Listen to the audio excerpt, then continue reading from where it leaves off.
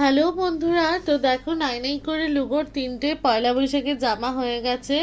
তো এই যে সাদা আর এই ব্লু কালারেরটা দেখছো, এটা ব্ল্যাক না কিন্তু এটা ব্লু ব্লু, জানি না মোবাইলে হয়তো ব্ল্যাক দেখাচ্ছে।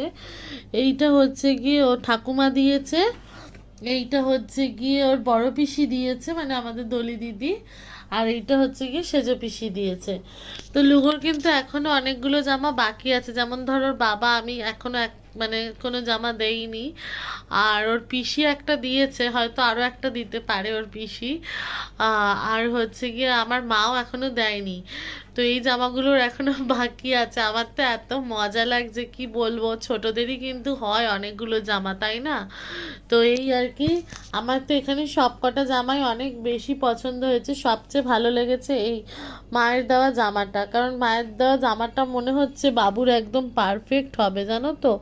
এইটা এই 28, একটু পিসি বড় এনেছে, এটা 26।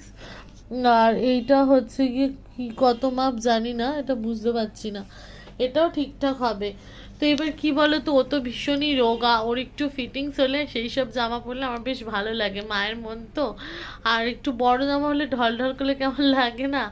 তবে সবকটা জামাই ভালো হয়েছে, পিসিরটা খুব ভালো হয়েছে এটাও বলবো, কেন কি গরমে একটু হালকা ফুলকা জামা পরলে ওর গরমটা কম লাগবে, টাইট ফিটিংস হলে বেশি ঘেমে যাওয়ার সম্ভাবনা থাকে।